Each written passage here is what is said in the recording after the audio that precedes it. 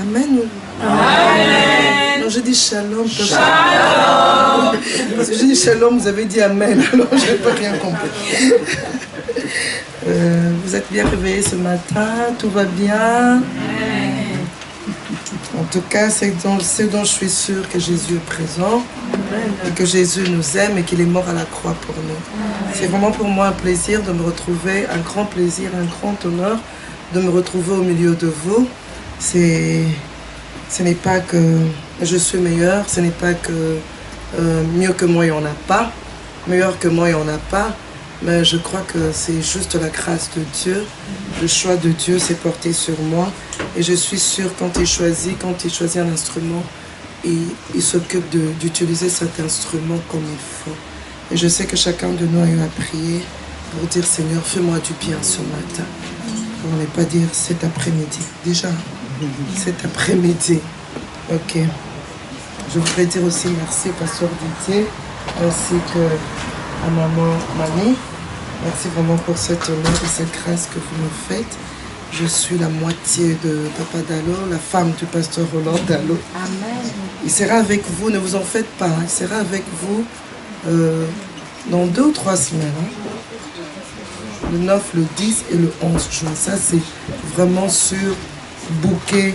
Vous pouvez enregistrer dans vos agendas. Il sera là. Alors, ce matin, Dieu voudrait que je puisse parler de la frayeur. La frayeur. Vaincre ses frayeurs. Vaincre ses frayeurs. Nous allons faire une assez longue lecture en 3 temps. La première lecture dans le livre de Ruth, premier chapitre de 1 à 6. La deuxième lecture, toujours dans le livre de Ruth, 3e chapitre, de 1 à 3. 4e lecture, toujours dans les livres de Ruth,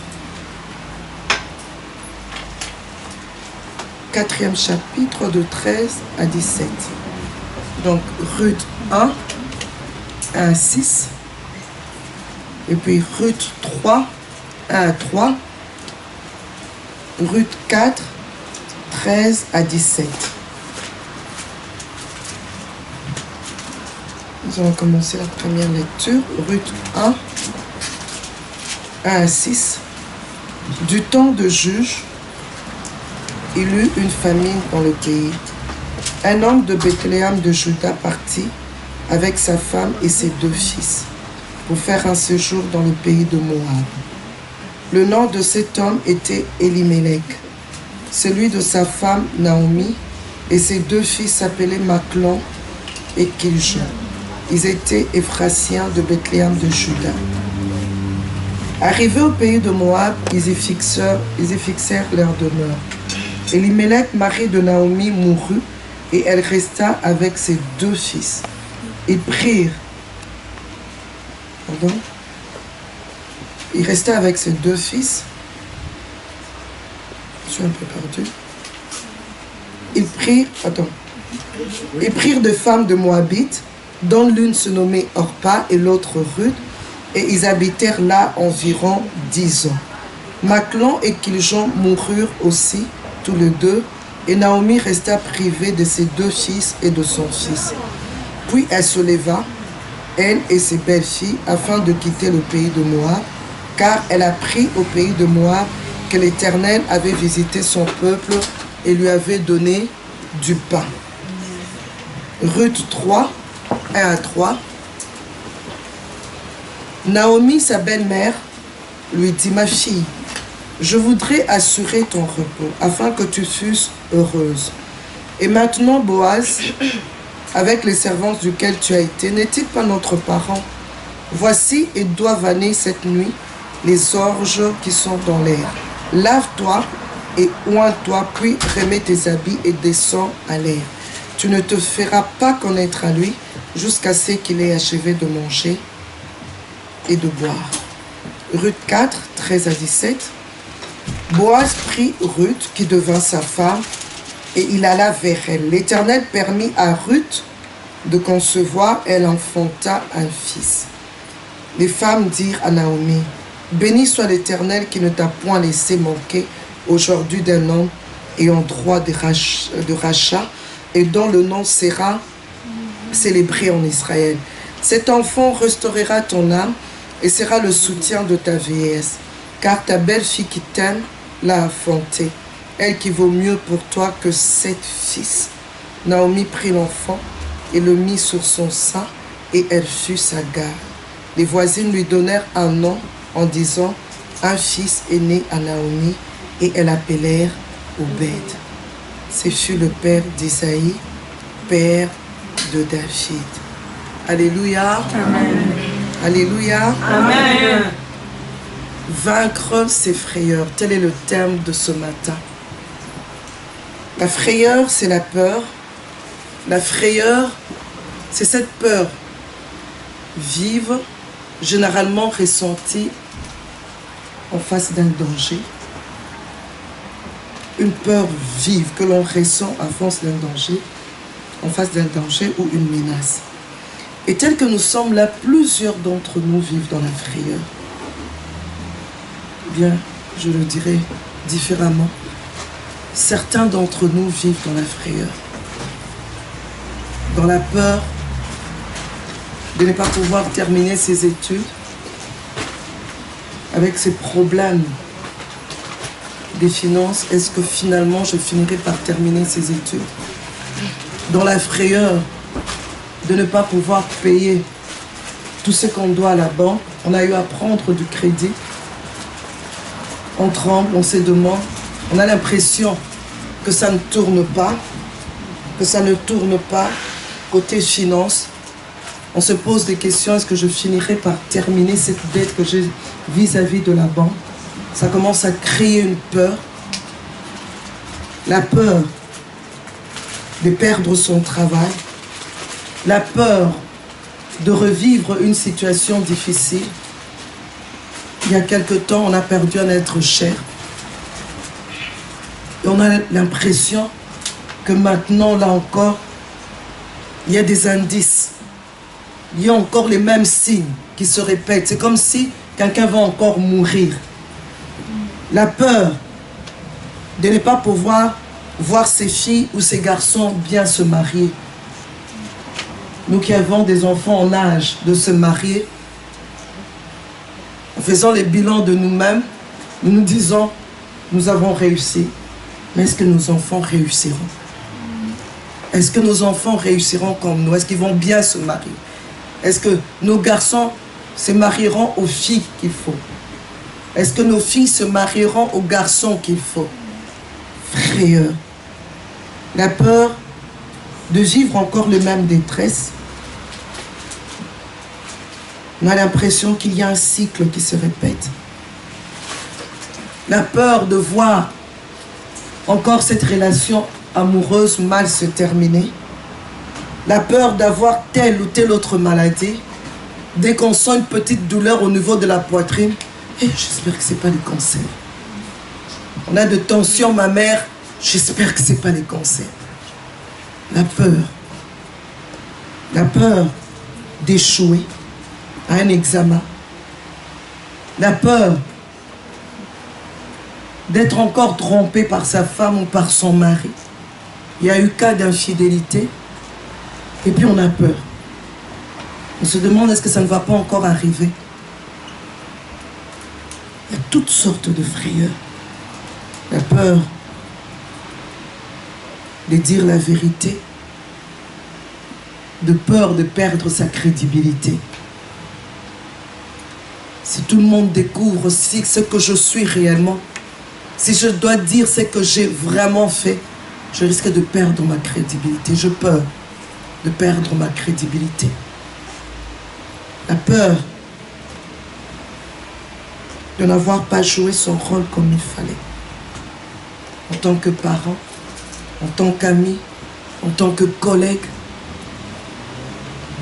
La peur de ne pas être apprécié par la hiérarchie au lieu de travail. Et souvent, avec toutes ces frayeurs, la plupart de fois, ces frayeurs nous poussent à prendre des mauvaises décisions. On a tellement peur, on voudrait trouver quelque chose à faire pour que la peur disparaisse, pour se sentir en sécurité, parce que ces frayeurs créent en nous un sentiment d'insécurité. On a l'impression qu'on n'est pas en sécurité. Alors pour être en sécurité, on prend une décision. En prenant la décision, ça me permettra d'être en sécurité, ça me rendra plus confortable. Et souvent, c'est ces mauvaises décisions que nous prenons par rapport à nos frayeurs nous sortent de la présence de Dieu.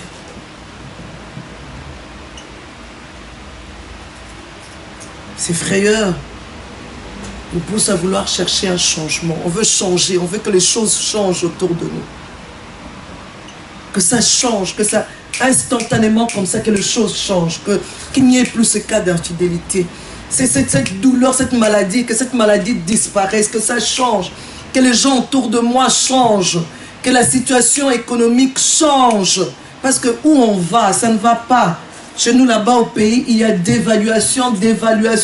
Les gens ne s'en sortent pas. Mais où on va? Qu'est-ce qui se passe? On veut un changement. On veut vraiment un changement. On veut que les choses changent. Un changement de lieu. Un changement sur le plan financier. Un changement dans sa vie de couple. Il y a un trop-plein. Toujours les mêmes remarques. Est-ce que demain... De quoi est fait notre demain? À cette allure, une vie de couple en dents des scies. Aujourd'hui ça va, demain ça ne va pas. De quoi est fait notre demain dans ce genre de vie de couple? On veut un changement, on veut que ça change. On veut que l'autre change pour que ça marche. On veut un changement spirituel. J'en ai marre. J'ai une soif au plus profond de moi. Soif de quoi? Dieu a mis la pensée d'éternité dans tout être vivant. Il est celui qui a créé, il a mis la pensée d'éternité. Alors ce qui fait que souvent on est à la recherche de quelque chose, on veut quelque chose. Tant que tu n'as pas trouvé Dieu, il y a cette sensation de vide. On a besoin d'un être suprême, d'un être grand. On veut un changement. Par rapport à ce que je ressens, je veux un changement. Et plusieurs se disent que les choses doivent changer. Plusieurs veulent que les choses changent pour mieux se sentir. Plusieurs veulent que tout autour change, que sa femme change, que son mari change, que ses enfants changent, que les finances changent pour être heureux. Parce que nous sommes tous à la recherche du bonheur. Tout le monde veut être heureux. Tout le monde veut vivre le bonheur. Tout le monde veut jouir du bonheur. Tout le monde veut avoir la paix.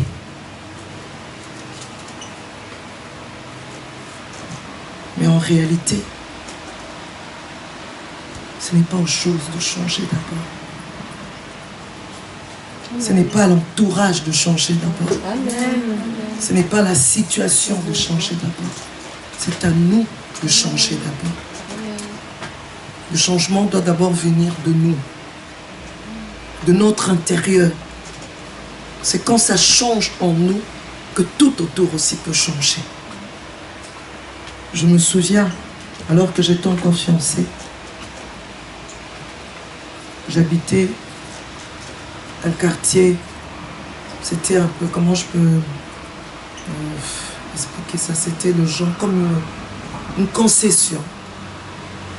Un quartier où toutes les maisons se ressemblent, il y a une grande barrière à l'entrée. Mais pour quitter, là où on habitait, nous on était un peu plus bas, pour quitter chez nous et arriver jusqu'à la grande barrière, il fallait marcher au moins une quinzaine de minutes. Et si tu n'as pas de voiture, pour aller jusqu'à l'arrêt de bus, où il faut prendre le taxi, en tout cas une vingtaine, 30 minutes par là. Alors mon fiancé venait souvent me rendre visite. D'habitude, je faisais ce tronçon en véhicule. Alors quand il venait me rendre visite, je le raccompagnais à pied parce qu'il n'avait pas de voiture. Il fallait arriver jusqu'à la barrière de là. Et je trouvais cette distance longue.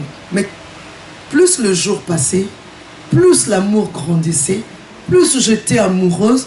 Un jour, j'ai trouvé vraiment que la distance, elle était vraiment trop courte. À peine on est arrivé. Et je lui ai même dit, tiens, Roland, avant je trouvais ce chemin très long. Mais aujourd'hui, j'ai l'impression que c'est à peine 5 minutes, à peine qu'on est sorti de la maison, on est déjà à l'arrêt de bus. Il me dit, non, Viviane, le chemin n'a pas changé. C'est toujours la même longueur. C'est toi qui as changé. Tu regardes maintenant les choses différemment. Et c'est vrai. La même longueur, le même tronçon, le même chemin. Mais parce que moi j'avais changé, j'étais amoureuse. La distance ne me disait plus rien. Mon intérieur avait changé. Et ce qui faisait que pour moi, je pouvais même marcher des kilomètres à pied. C'était bon pour moi. J'aime ces deux citations qui disent, la première dit ceci, « Vous devez être le changement que vous voulez voir dans le monde. » Tu veux que le monde change. Tu veux que les gens changent. Que les gens ne soient plus menteurs. Toi, commence par ne pas mentir. Sois le changement que tu veux que le monde puisse avoir. Tu veux qu'il y ait fidélité. Toi, commence par être fidèle. Toi, d'abord, change. La deuxième citation, il ne dépend pas de nous d'être riches, mais il dépend de nous d'être heureux. La richesse, ce n'est pas donner à tout le monde. Mais être heureux, c'est donner à tout le monde. Gratuitement. Il suffit de faire ce qu'on demande par Dieu. Tu es une personne heureuse. Il n'y a rien à payer pour ça. Mais pour être riche, il faut travailler. Il faut chercher. Fouiller, bêcher. Pour être heureux, ça ne dépend que de toi-même. Pour être heureuse, ça ne dépend que de moi. Ça ne dépend de personne d'autre. Ça ne dépend pas de mon mari. Ça ne dépend pas de mes enfants. Ça ne dépend pas de mon voisin. Ça ne dépend pas de mon patron. Ça ne dépend pas de... Je croyais que j'étais en France, excusez-moi. De Macron.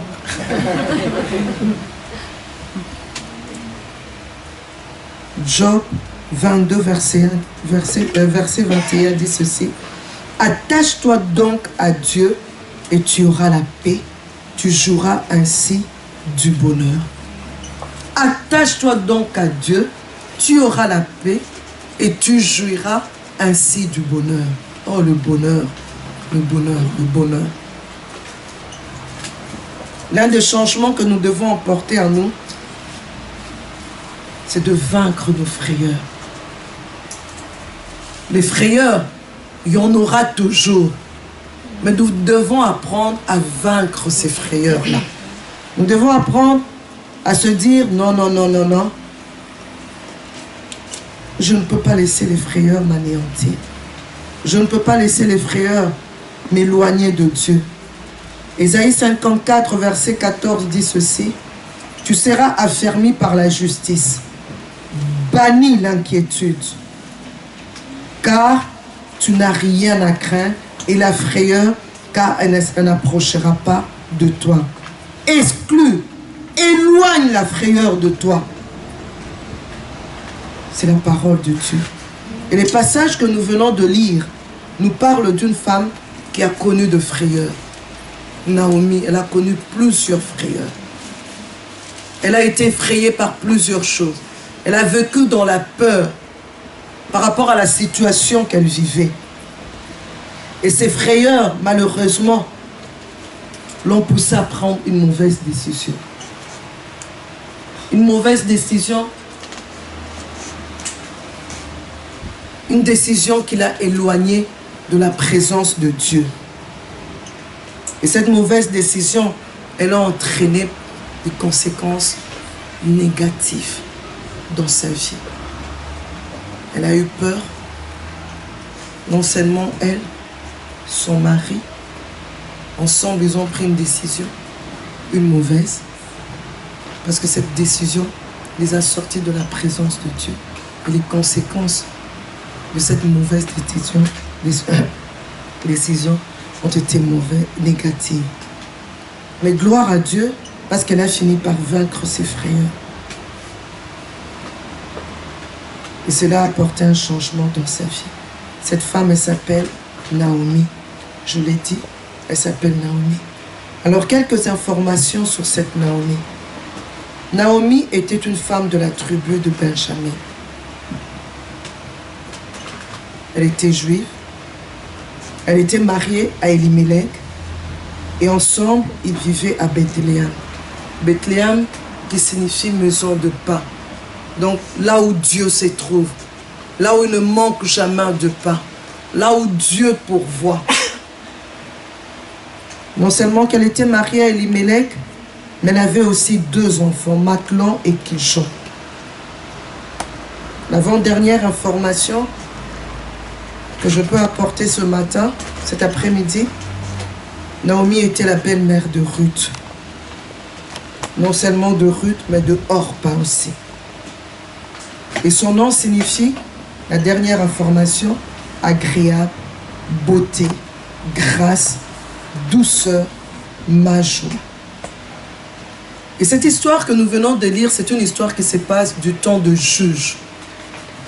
À cette époque-là, rien n'allait. Au milieu des enfants d'Israël, rien ne marchait. Tout allait mal.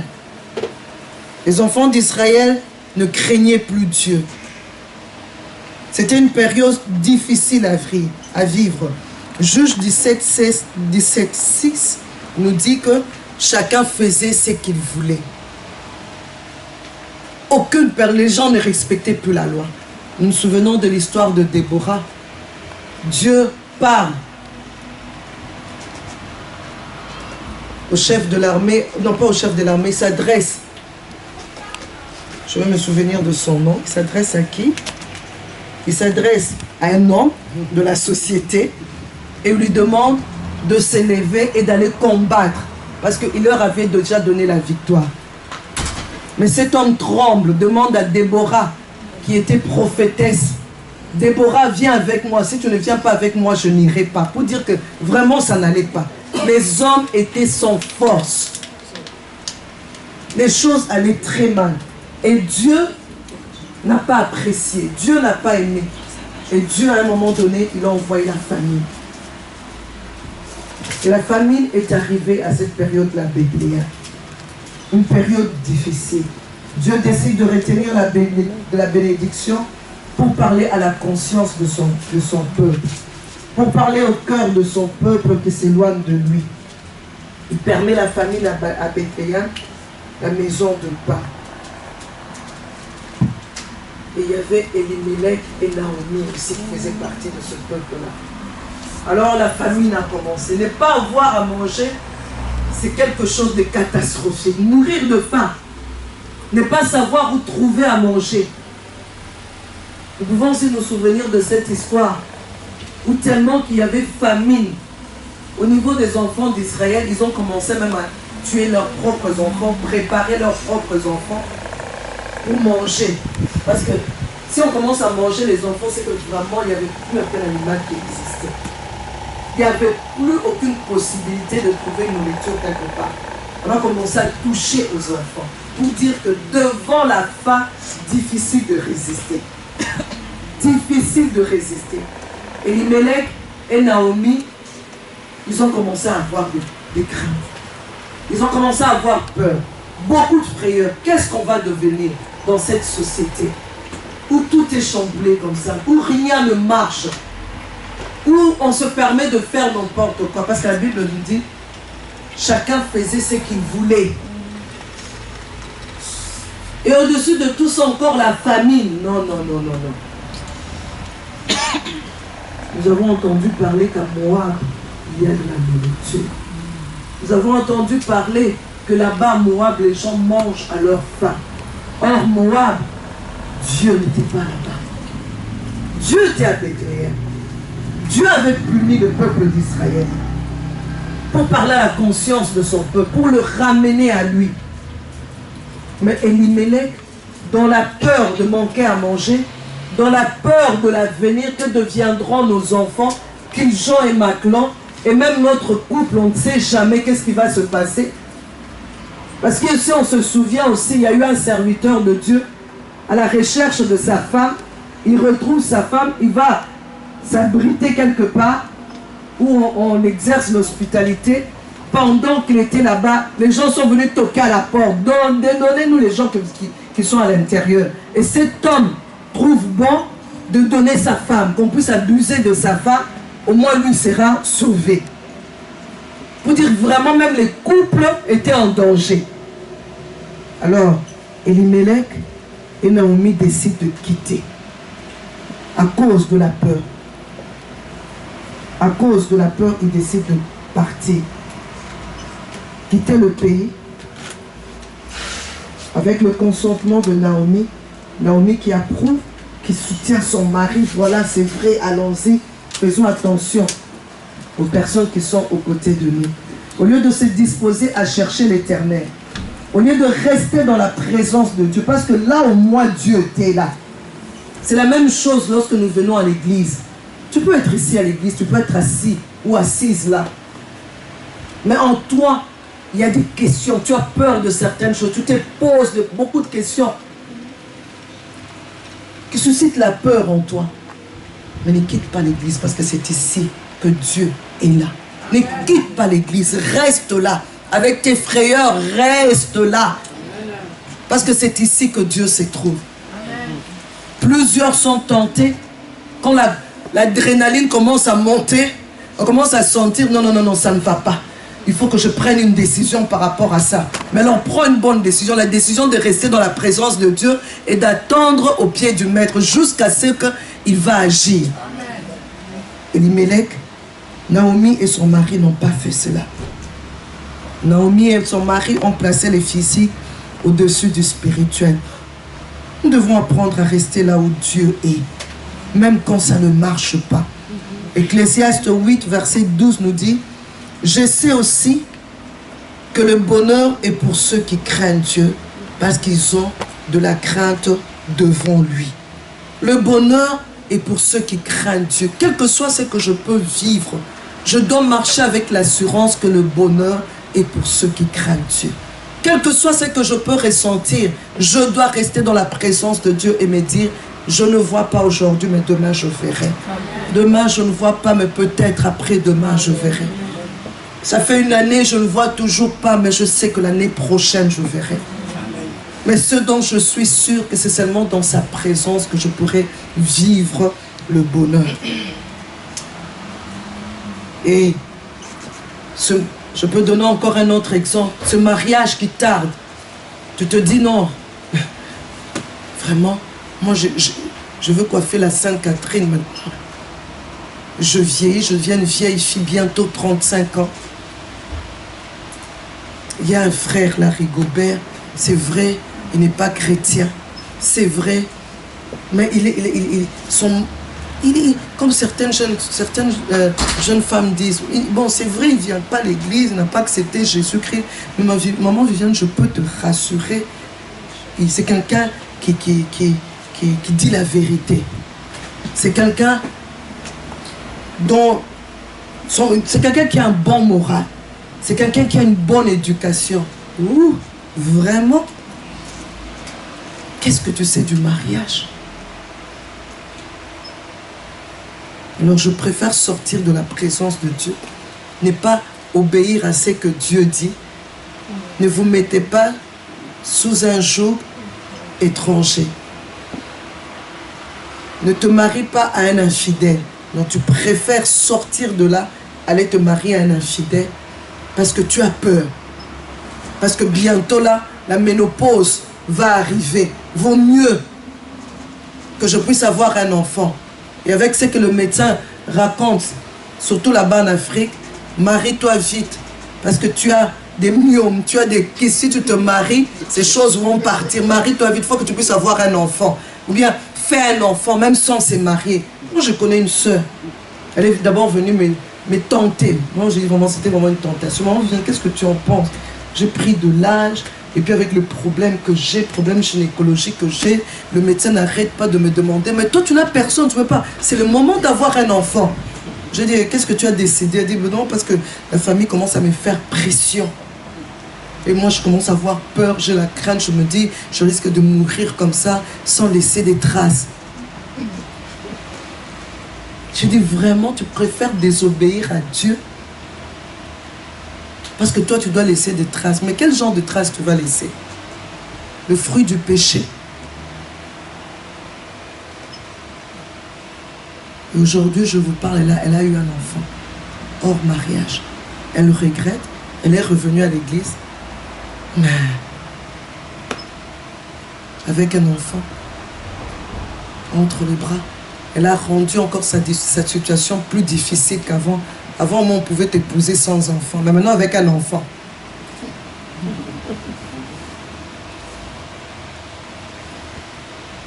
Les finances qui ne suivent pas. Pourquoi ne pas tricher? Pourquoi ne pas mentir? Il faut que je paye ce crédit. Pourquoi ne pas mentir? Pourquoi ne pas tricher? Le deadline, c'est le 20. Et aujourd'hui, nous sommes les 18. Non, non, non, non. L'argent, je vais utiliser cet argent ici. Et puis, je pourrais lui raconter une histoire. Je vais inventer une histoire. Tu sors de la présence de Dieu. Tu appelles le père du mensonge qui vient pour que toi, tu puisses résoudre ton problème. Nous devons rester dans la présence de Dieu. J'aime Josaphat dans 2 Chroniques 21 à 3. Il dit ceci: quand on veut informer Josaphat en disant « Une multitude nombreuse s'avance contre toi depuis l'autre côté de la mer. » Dans sa frayeur, Josaphat se disposa à chercher l'Éternel et il publia un jeûne pour tout Juda. Dans sa frayeur, une multitude. Multitude. Quand on parle de multitude, alors c'est multitude. Il reconnaît qu'il a eu peur. Mais dans sa frayeur, il se disposa à chercher l'Éternel. Quelques vérités importantes par rapport aux frayeurs. La première des choses, j'aimerais dire, les choses que tu désires pour le moment sont indicateurs de l'endroit où tu te trouves, près de Dieu ou loin de Dieu.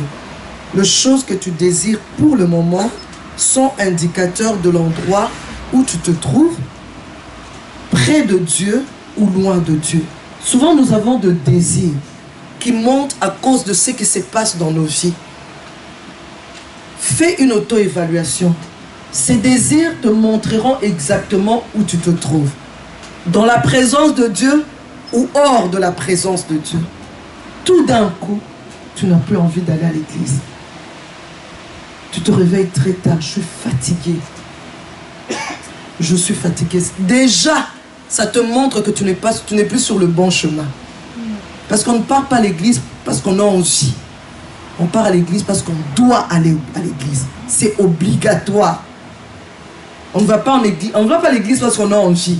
Je vais à l'église parce que j'ai envie. Je prie parce que j'ai envie. Je lis la Bible parce que j'ai envie. Je ne pêche pas parce que j'ai envie. C'est parce que je dois. C'est obligatoire, ce n'est pas facultatif. Alors déjà, quand tu commences à avoir des désirs dans le genre, je suis fatigué, demain encore une fois aller à l'église, ça t'indique déjà où tu es. Dans la présence de Dieu ou hors de la présence de Dieu. Dis-moi un peu, à Cotterben, l'église commence à quelle heure? À 11h. Non, oui, 11h, mais la prédication, ça commence à quelle heure? Ça t'indique déjà où tu es. Tu ne veux pas de la louange, tu ne veux pas de l'adoration, tu dis qui termine avec toutes leurs histoires là. Et puis, je connais quelqu'un qui chaque fois répétait ça. Je lui dis, toi, bientôt là on va apprendre des choses. Effectivement, on a appris. Qui tombait dans l'impudicité avec une autre dame. Parce que ça indique. Pourquoi tu veux venir seulement à l'heure de la prédication? Parce que tu es tellement devenu lourd avec les péchés, avec tout ce que tu fais. Tu n'arrives plus à décoller dans la louange, dans l'adoration. Ça te dérange. Deuxième vérité. Quel que soit ce que nous ressentons, nous devons savoir que loin de Dieu, il n'y a pas de bonne solution. Quel que soit ce que tu ressens, quel que soit ce qui peut t'arriver, reste dans la présence de Dieu. Reste dans la présence de Dieu. Naomi a eu des désirs qui l'ont éloigné de la présence, qui l'ont indiqué d'abord. Comment tu peux commencer à penser au pain de Moab? Toi, tu es là où Dieu se trouve. Mais tu commences déjà à penser au pain de Moab. C'est comme la plupart des Quinois. En tout cas, comment ça va? Non, c'est trop dur. J'ai mon frère qui est à Bruxelles, est en train de faire les démarches pour moi, que je quitte même ce pays-ci, à Bruxelles, que j'arrive quand même, peut-être que je pourrais même me débrouiller, je pourrais m'en sortir là-bas. Qui te dit qu'à Bruxelles, tu seras mieux qu'à Kinshasa? Être mieux, c'est avoir des allocations familiales. Être mieux, c'est faire un travail pour lequel Dieu ne t'a pas appelé parce que tu dois te conformer au système ou à la culture. Être mieux, c'est voir du matin au soir des hamburgers, ou bien avoir le gouvernement qui paye les études des enfants. Moi, j'aimerais un peu interviewer toute chaque personne. Alors, depuis que tu es en Belgique, à Bruxelles, dis-moi un peu. Maintenant que le gouvernement paye les études des enfants, les allocations familiales, alors tu es la femme la plus heureuse, tu es au paradis. Ah. Tu viens ici, tu t'embrouilles, tu passes à côté de ce que Dieu veut pour toi.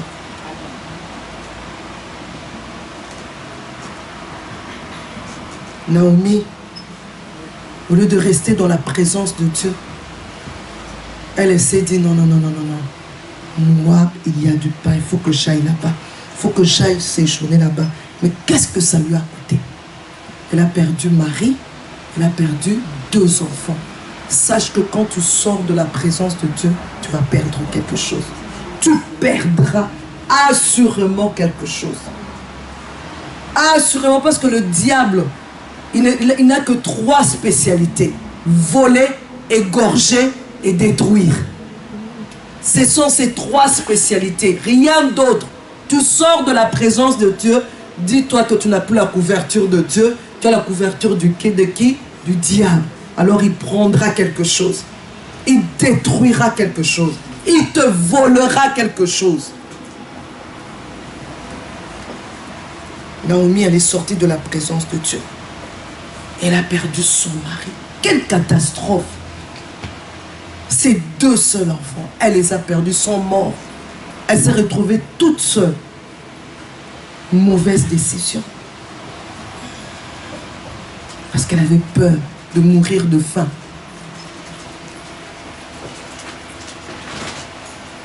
Et lorsque nous lisons, j'aime cette histoire, lorsque nous lisons l'histoire de 1 Samuel 15, Saül, ce roi, comment Dieu l'a rejeté parce qu'il a voulu écouter le peuple, parce qu'il n'a pas voulu rester dans ce que Dieu lui avait demandé. Dieu lui dit, Saül, lève-toi, je veux que tu puisses aller détruire Amalek. Détruis cette ville. Tue le roi Agag et je veux que tu puisses dévouer tout ce que tu trouveras là-bas par interdit. Ne prenez rien, détruisez tout. Parce que ce peuple-là a fait du mal au peuple d'Israël. Saül arrive, Dieu lui facilite les choses. Vraiment, il gagne le combat. Il a le roi Agag entre ses mains. Au lieu de le tuer, il se dit non, on va le garder. Au lieu de tout dévouer par interdit, non, Saül s'est dit, non, non, non, non, non, je ne peux pas tout dévouer par interdit. Et regardez ces vaches ici, en bonne santé. Les chétifs là, allez, tuez tout ça, tout ce qui est chétif, misérable et tout ça. Allez, tu es dévoué tout par interdit. Mais tout ce qui est bien, il s'approprie. Mais Dieu n'a pas dit, même ce qui était bien, détruit. Juste au moment où il termine tout ça, ah, le prophète arrive. Saül, ces bruits de bêlement que j'entends là, c'est quoi? Saül lui dit, non, j'aurais bien voulu obéir à la parole de Dieu, mais le peuple faisait la pression sur moi, les frayeurs là. J'ai eu peur et je me suis dit, vaut mieux que je prenne ces vaches là, comme ça je vais offrir ça en sacrifice à l'Éternel. Pourquoi tu veux réfléchir à la place de Dieu? Nos craintes, nos questionnements, nos peurs nous poussent tout souvent à réfléchir à la place de Dieu. Dieu a déjà tout bien réfléchi. Exécute seulement la parole de Dieu. Ce qu'il a dit, fais-le. Parce que tu peux pas être, aucun de nous n'est plus intelligent que Dieu. Aucun de nous ne connaît mieux que Dieu. Aucun de nous ne peut prétendre lever la main, dire en tout cas, Dieu s'est trompé, il n'avait pas bien réfléchi, c'est moi qui réfléchis mieux que Dieu. Alors je crois que la solution c'est ça. Alors, Dieu lui-même, il part, il dit, en tout cas, je regrette d'avoir choisi Saül. Je regrette. Je veux lui retirer la royauté. Et j'aime. Il dit, je me répands d'avoir établi Saül pour roi, car il s'est détourné de moi et n'a point exécuté mes paroles. Et Samuel le prophète fut fort attristé et il cria à l'Éternel toute la nuit. Alors la sentence tombe. Samuel dit à Saül, je ne retournerai point avec toi, car tu as rejeté la parole de l'Éternel, et l'Éternel t'a rejeté pour que tu ne sois plus roi sur Israël. Quand il avait fait ça, Dieu l'avait déjà rejeté, mais il ne savait pas. Et plusieurs d'entre nous ont déjà été rejetés par Dieu à cause des mauvaises décisions qui se font sortir de la présence de Dieu. Tu ne sais même pas. Tu continues de venir à l'église, mais Dieu t'a déjà rejeté. Saül avait déjà été rejeté. Samuel est venu seulement après lui dire clairement que tu as été rejeté. Parce que tu n'es pas resté dans ce que Dieu voulait pour toi. Et Naomi, elle a été rejetée par Dieu. Elle n'avait plus la protection de Dieu. Elle a perdu son mari. Elle a perdu ses 2 enfants. Ces 2 enfants qui étaient mariés et aucun d'eux n'a eu des enfants. Ni Maclon, ni Kiljon. Ils sont tous morts sans enfants. Quelle tragédie! Quelle tragédie!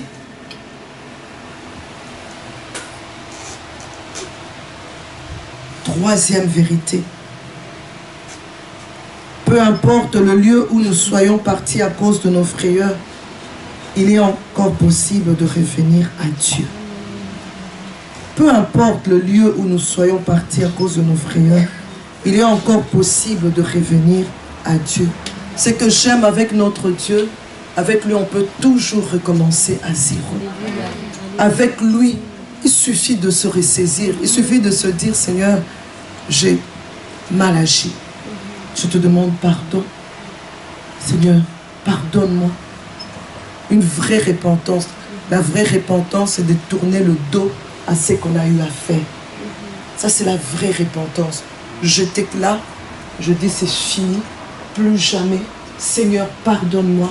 Et puis je me retourne. Je donne le dos. Et puis je prends une autre direction, la direction opposée. Une vraie repentance, c'est ça. Naomi, elle a dû faire une introspection. Je suis sûre qu'elle a commencé à réfléchir. Au jour du malheur, réfléchis. Au jour du malheur, réfléchis. Qu'est-ce qui se passe? Pourquoi ça est arrivé? Elle a commencé à réfléchir. Elle a réalisé toute l'amertume qui résulte de son éloignement de Dieu. Plus de 10 ans loin de la présence de Dieu. Parce qu'elle avait fait plus de 10 ans à Moab. Plus de 10 ans loin de la présence de Dieu. Résultat négatif. 0. Elle a tout perdu. Elle n'a rien reçu. Le mari, les enfants. Elle a tout perdu. Bilan négatif. Et il y a eu prise de conscience. Elle a réfléchi. Elle s'est dit, mais c'est vrai, il n'y avait pas de nourriture là-bas. Mais au moins, Dieu était là. Parce que jusque-là, je n'ai pas entendu, parce qu'elle venait d'entendre, jusque-là, je n'ai pas entendu que tel ou tel aussi, non, les gens sont morts. Non, elle a dit, mais non, les gens existent toujours. Il y a toujours des gens à Bethléem, malgré la famine, mais il y a toujours des gens, les gens sont toujours vivants après 10 ans. Alors elle entend, Dieu a visité Bethléem. Dieu visite toujours dans sa présence. Amen. Dieu finit toujours par visiter. Si tu restes dans sa présence, il finit toujours par visiter. Amen. Ceux qui sont restés là-bas, ils ne sont pas morts. Moi, je suis venu ici, là où il y a la nourriture, mais sans Dieu. Et j'ai tout perdu. Et ils ont encore leur mari. Elles ont encore leur mari. Elles ont encore leurs enfants. Je suis là penser à toutes ses amies. Mais moi, j'ai tout perdu. J'ai eu le pain, mais j'ai tout perdu. Elle a mangé, elle se rassasiée, mais l'essentiel, elle a perdu. Tu veux te marier à n'importe qui, tu auras le sexe, mais tu auras tout perdu. Tu n'auras pas la paix. Tu n'auras pas le bonheur. Tu n'auras pas l'épanouissement, mais tu auras le sexe.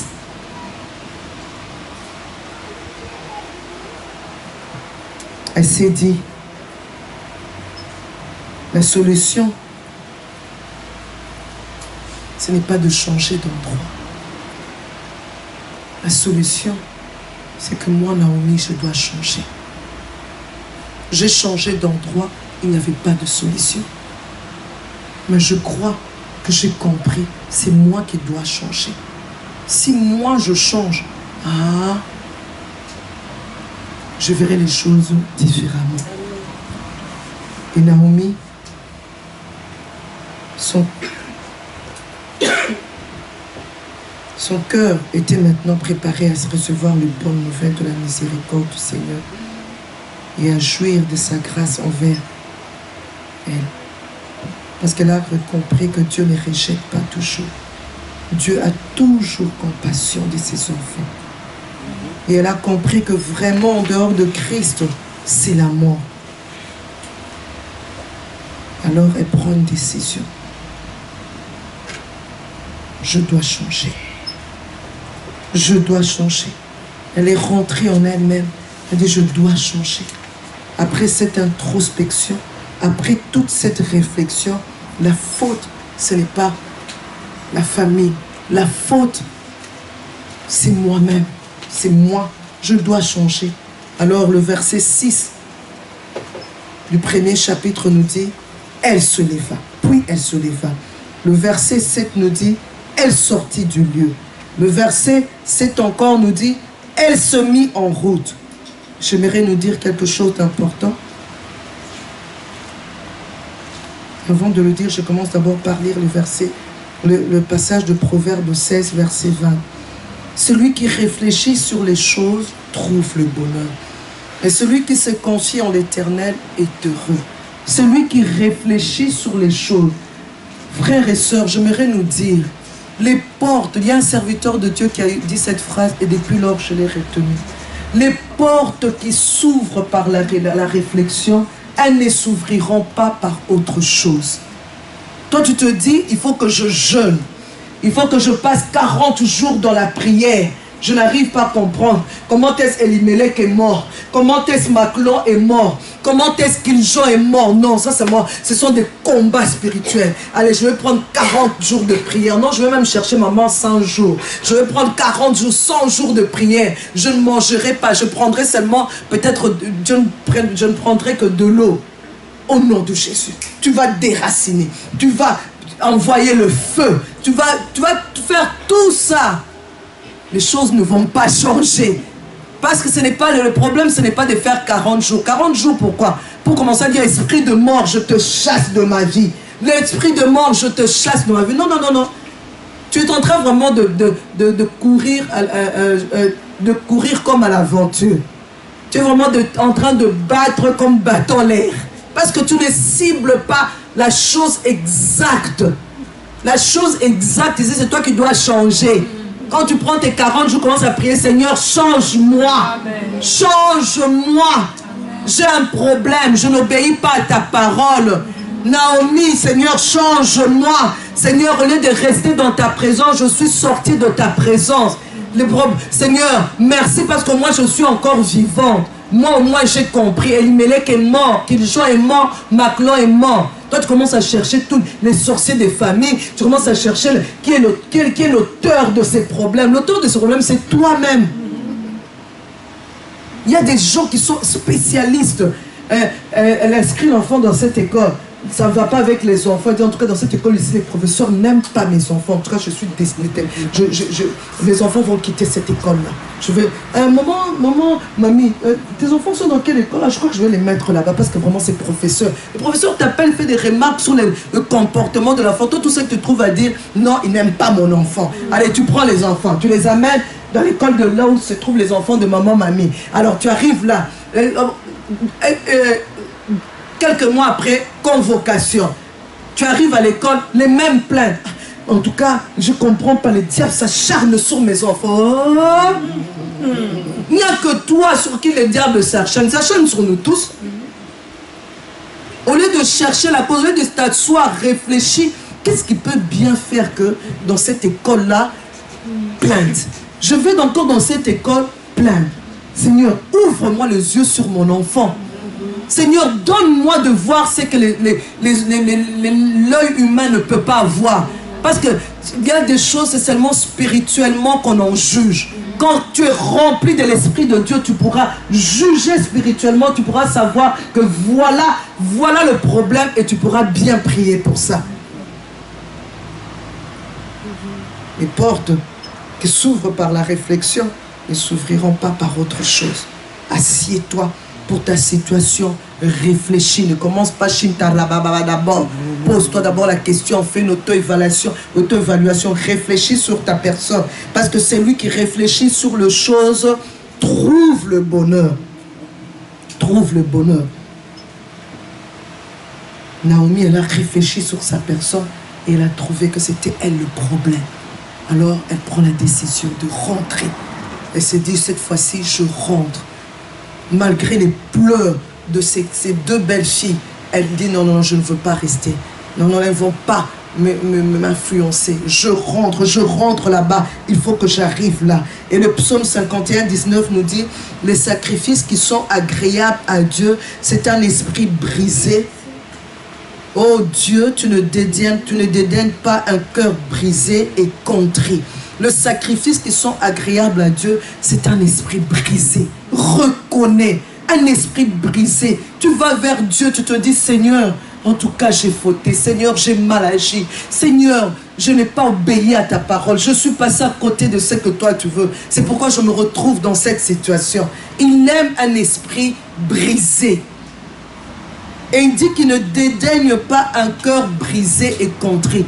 Une personne qui se sent brisée, une personne qui se sent contrée, qui souffre dans son intérieur et qui se tourne vers Dieu, c'est vers cette personne que Dieu regarde. Et Dieu est attentif à ce genre de cris. Pas une personne orgueilleuse qui veut toujours trouver les coupables en dehors d'elle-même.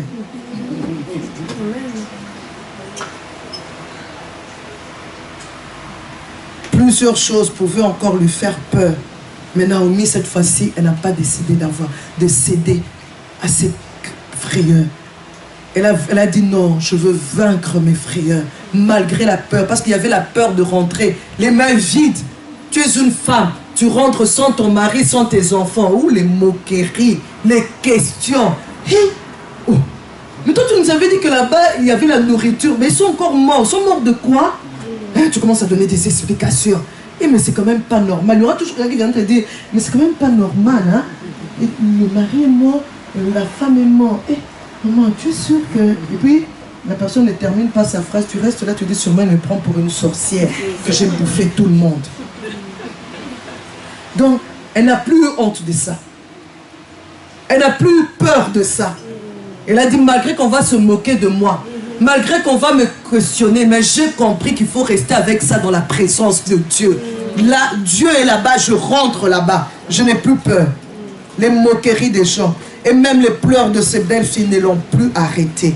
Quatrième vérité, avec nos frayeurs, quand nous restons à Bethléem, Dieu finit toujours par nous visiter. Avec nos craintes, avec nos peurs, lorsque tu décides de rester dans la présence de Dieu, Dieu finira toujours par te visiter. Il finira par te faire du bien. Parce que Dieu aime la fidélité. Dieu aime qu'on reste fidèle à lui. Dieu aime qu'on reste dans sa présence. Tant que Naomi était loin de Dieu, elle ne pouvait jamais expérimenter la visitation de Dieu. Elle serait restée là-bas à Moab avec la peur d'avoir honte, la peur qu'on puisse se moquer d'elle. Elle reste à Moab et dit, bon, de toute façon, je suis déjà fière, d'ici quelques années, je vais mourir. Vaut mieux même rester avec ces deux belles filles ici. Elles pourront peut-être prendre soin de moi. Ben, je reste là et peut-être elle va mourir, elle va aller en enfer, non? Mais c'est dit, non, je rentre dans la présence de Dieu. Vaut mieux tard que jamais. Je suis vieille, je n'ai plus rien à donner, je n'ai plus rien à... Peut-être, je n'aurai plus d'enfants, on ne va plus m'épouser, mais je préfère rester dans la présence de Dieu et hériter du royaume des cieux. Amen. Elle rentre dans la présence de Dieu sans avoir peur. Elle se dit, Seigneur, tu peux encore me visiter. Et une fois de retour là-bas, avec sa belle-fille Ruth, les choses n'ont pas changé. Elle a vécu encore la misère là-bas. Parce qu'elle est arrivée, elle n'avait pas à manger. Sa belle-fille a dû se lever et lui dire, bon, permets quand même que j'aille glaner dans les champs de quelqu'un où Dieu va m'amener. Oh, je bénis Dieu parce que cette fois-ci, Naomi avait compris. Elle n'a pas dit, ah, mais on commence encore à avoir faim. En tout cas, Naomi, moi je pense vraiment c'est mieux qu'on rentre à Moab. Hein? Alors seulement mourir là-bas avec les binsam de là-bas, avec le Dieu les faux dieux, les faux dieux de là-bas. Alors seulement mourir là-bas, mais là, au moins on va mourir les ventres plats. Donc cette fois-ci, elle s'est dit non, je préfère rester dans la présence de Dieu et mourir de faim. Ruth va glaner, va glaner. Elle a fait confiance au Seigneur. Et c'est au moment où elle décide de faire confiance à Dieu que Dieu, au lieu de rester assis sur son trône, maintenant il s'élève. Il se lève maintenant. Il dit, ah bon, elle a fait ce que je voulais. Rester dans ma présence. Maintenant, je veux descendre et je vais intervenir. Elle était prête, elle, Naomi, à vivre maintenant la famine. Elle était prête à mourir de faim. Elle était prête à rester dans la présence de Dieu, quel que soit ce que cela allait lui coûter. Et Dieu se lève pour la rémunérer. J'aime le passage d'Ésaïe 44, 8 qui dit, n'ayez pas peur et ne tremblez pas. Ne te laisse pas dès longtemps annoncer et déclarer, vous êtes mes témoins. Y a-t-il un autre Dieu que moi? Il n'y a pas d'autre rocher, je n'en connais point. Il n'y a pas d'autre rocher, je n'en connais point. Et Proverbe 30, 26 nous dit, les damans, peuple sans puissance, placent leur demeure dans le rocher. Si les damans, peuple sans puissance, ils placent leur demeure dans le rocher pour qu'ils se protègent. Ce sont des animaux fragiles. Facilement, ils sont attaqués, ils sont dévorés. Alors, pour se protéger, ils vont dans le rocher parce qu'ils savent que dans ces pierres-là, difficilement, les autres animaux vont les bouffer, ils peuvent bien se cacher. Mais nous avons le rocher des rochers, le rocher Jésus-Christ, chez qui nous pouvons nous cacher, nous protéger. Malgré tout ce que nous pouvons ressentir, je viens me cacher en Jésus-Christ, le rocher de ciel. Je sais que là, l'ennemi ne va pas me toucher. Je finirai par sourire, je finirai par avoir ce que Dieu va me donner. Et c'est ce que nous désirons le plus que Dieu puisse nous donner, que nous puissions nous retrouver avec lui dans la félicité, dans l'éternité. Selon la Bible dit, à quoi cela servira-t-il de gagner le monde si je perds mon âme? Vivre dans la félicité, mourir mais vivre après dans la félicité, que mourir, brûler après en enfer. J'aime beaucoup insister sur ça parce que vraiment c'est ce que Dieu me dit toutes ces années, Viviane. Le plus important, c'est le royaume des cieux. Le plus important, ce n'est pas que Dieu te donne absolument ce que toi tu lui as demandé. Il faut absolument que je puisse avoir cette promotion pour que je sache que Dieu est Dieu. Non. Pour que tu saches que Dieu est Dieu, demande-lui de te garder dans la crainte de son nom. Pour que le jour où la trompette sonne, j'hérite du royaume des cieux. C'est pourquoi il est dit dans Romains 1:8, il n'y a donc maintenant aucune condamnation pour ceux qui sont en Jésus-Christ. Rien ne peut me condamner. Me condamner à être hors, à rater le royaume des cieux, rien ne peut me condamner. Je peux tomber malade et en mourir, mais ça ne me condamnera pas à aller en enfer. Je ne suis plus sous la condamnation. Je suis libre. Je sais que la trompette sonne, je vais au paradis. Et c'est là que je vivrai l'éternité. C'est pourquoi il dit aussi, toute chose concourt au bien de ceux qui aiment Dieu. Il fait concourir toute chose pour que nous puissions rester dans sa présence. Pour que nous puissions rester attachés à Jésus-Christ. Pas, toi, chaque fois que tu récites ce verset à tort et à travers, il fait concourir toutes choses pour mon bien. Il y a quelque chose qui t'arrive. Elimelech meurt, Maclon meurt, que les gens meurent. Toutes choses concourent au bien de ceux qui aiment Dieu. Non, c'est pas à tort et à travers que tu utiliseras ce verset. Dans la providence de Dieu, il arrange les choses, il organise les choses de manière à ce que toi tu ne perdes pas la foi. Amen. Il organise, mais dans son décret, comme il dit, il nous a connus d'avance, il nous a choisis, il nous a appelés, il nous a glorifiés. Oh, voilà, il nous a glorifiés. Il a commencé et il a terminé dans le décret de Dieu. Mais dans la providence de Dieu, il organise pour que nous restions attachés à Jésus-Christ. Je terminerai avec ce passage de Philippiens 4:6 à 7. Mais vous ne vous inquiétez de rien. Mais en toute chose, faites connaître vos besoins à Dieu par des prières et des supplications avec des actions de grâce. Apprends à dire merci à Dieu pour ce que tu vis. Au lieu de laisser la peur grandir en toi, tu veux vaincre les frayeurs. Toi, change. Commence par changer. On te dit en louant Dieu. Seigneur, je te bénis. Je ne comprends pas, mais Seigneur, je voudrais te louer pour ça. Apprends même à prendre ton argent. Moi, je le fais. Seigneur, je ne comprends pas, mais j'aimerais te dire merci. Je viens, j'avance avec mon argent. J'aimerais te dire merci, Seigneur, parce que au moins je te connais, parce que tu me protèges, parce que tu me gardes, parce que je suis une femme heureuse et que je n'aie ou que je n'aie pas ça. Seigneur, tu m'aimes. Et je lui dis merci par des prières et des supplications avec des actions de grâce. Apprends à dire à Dieu merci. Seigneur, je n'ai pas de travail, ça fait 1 année. Seigneur, ces papiers, ça dure, mais je refuse de tricher. Seigneur, j'ai pas d'argent, on vient de me donner 10 €. Mais Seigneur, je fais ça pour te dire encore merci, pour te dire que je t'aime, que je crois en toi. Seigneur, tu existes, tu es réel. Seigneur, voilà, c'est 5 €. Je vais rester avec ça, je te donne. Moi, je le fais souvent. Je le fais souvent. Dernièrement, pour témoigner, juste avant de venir ici, mon mari et moi, c'est vrai, il fallait payer les Minerva, il fallait payer les billets des enfants. Et puis vraiment, on était coincés financièrement. Alors, je suis allée dans une église où j'apportais la parole. J'ai dit, bon, je dis, Seigneur, je te donne ça. Je veux te dire merci. Seigneur, merci, parce que tu as toujours pourvu. Toujours, toutes les fois où il n'y en avait pas, tu as fini par pourvoir. Et Seigneur, et même si tu ne pourvois pas, Seigneur, je crois en ton existence. Tu existes, Seigneur. Et puis j'ai mis dans le panier. Je bénis Dieu. Hier, mon mari m'appelle, il me dit, Viviane, je vais te dire, tu sais, bon, je peux régler toutes les factures et tout ça, parce que c'est pas évident d'avoir des enfants qui étudient dans les universités à l'étranger. Quand ils étudient comme étudiants internationaux, c'est vraiment ça coûte, c'est beaucoup de sacrifices. Alors, il me dit, Viviane, Dieu nous a bénis. Je dis, ah bon, quand il m'a dit le montant, je préfère ne pas citer le montant, mais je veux dire, c'est 10 000 fois ce que moi j'avais donné. Dieu est fidèle. Amen. Apprends à vaincre tes frayeurs en restant dans la présence de Dieu. Que Dieu bénisse ta parole.